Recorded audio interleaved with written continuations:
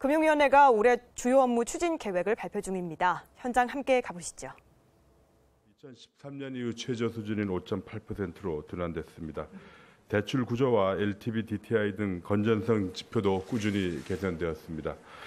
9.13 대책, 은행권 DSR 도입 등 가계부채 관리 노력을 꾸준하고 일관성 있게 추진해 온 결과라고 생각합니다.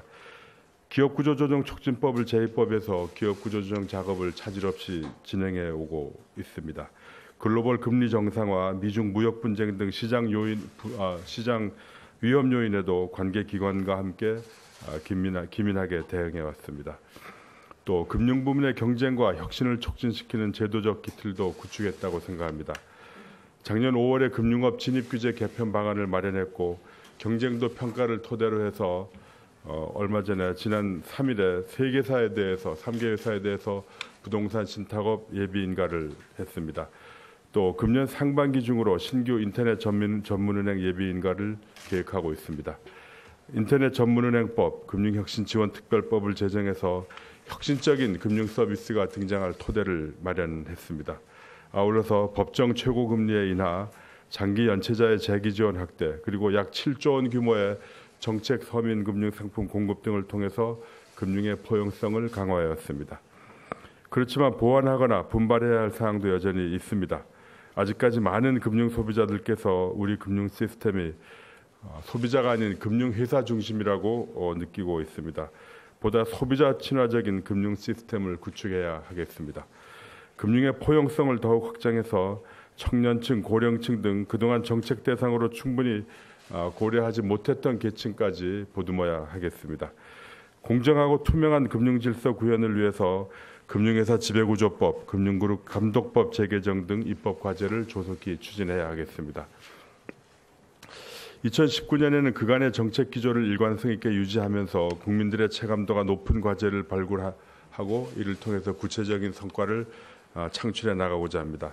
미흡하다고 지적받은 점들은 적극 보완해 나가겠습니다. 금년도 금융정책은 혁신금융, 신뢰금융, 그리고 금융안정의 달성이라는 목표하에 경제 활력을 제고하기 위한 금융의 역할을 강화하고 핀테크 등 금융부문 혁신의 속도를 높이겠습니다. 소비자 중심의 금융 시스템을 구축해 나가고 공정하고 투명한 금융 질서를 확립하고자 합니다. 시장 위험 요인에 면밀히 대비해서 금융 안정을 확고하게 유지해 나가겠습니다. 특히 간편결제 활성화, 불법 사금융 대응 등과 같이 국민들이 변화를 체감할 수 있는 과제들을 국민 체감형 금융혁신 과제로 선정하고 중점적으로 관리해 나갈 계획입니다.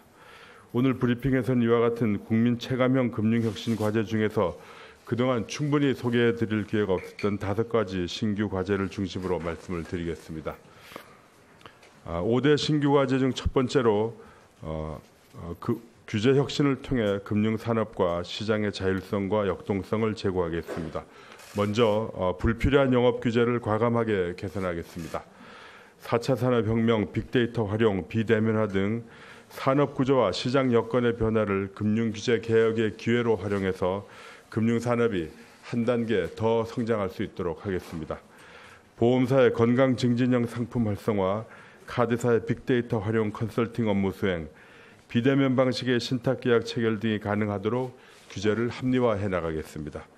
금융투자업의 정보교류 차단 장치, 리스사의 부동산 리스업 취급과 관련된 사전 규제를 완화하겠습니다. 금융권 위탁 업무를 가급적 허용하는 방식으로 정비하고 부수, 겸용 업무의 허용 절차도 간소화하겠습니다. 파생상품 관련 규제를 완화해서 자본시장의 역동성을 제고하겠습니다. 금융당국의 일하는 방식도 바꾸어 나가겠습니다.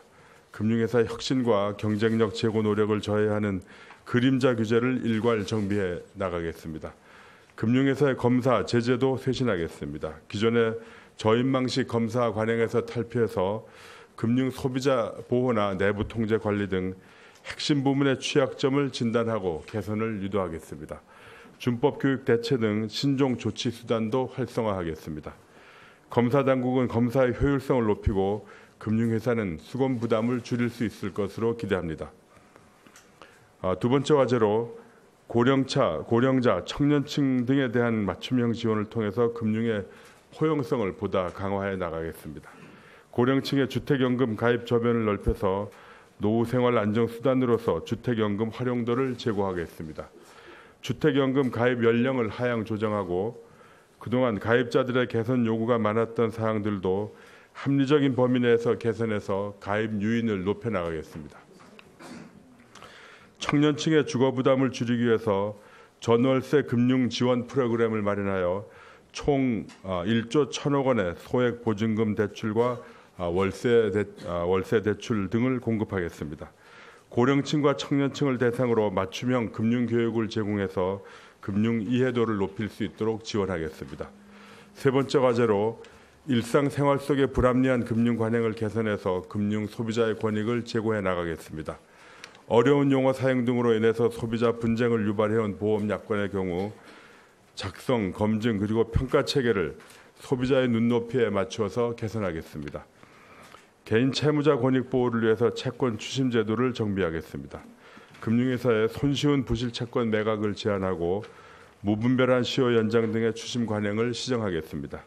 은행에 이어 제2금융권에도 계좌 이동 서비스를 도입하고자 합니다.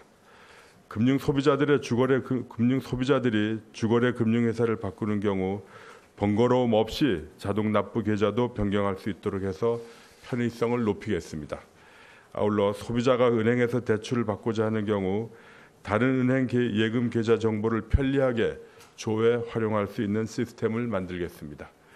이 경우 소비자들이 일일이 여러 은행을 방문해서 예금 잔액 증명서를 발급받아야 했던 불편함을 덜어드릴 수 있을 것으로 기대합니다.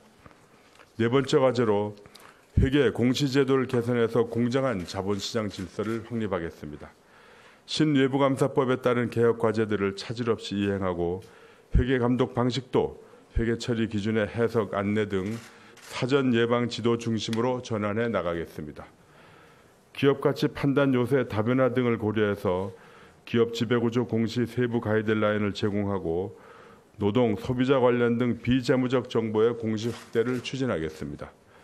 아울러 회사의 불리한 정보를 지연 공시한 기업들에게 명단 공개 등의 불이익을 부과해서 보다 성실한 공시가 이루어지도록 하겠습니다. 마지막 과제로 금융안정점검 대응 체계를 공고히 하겠습니다.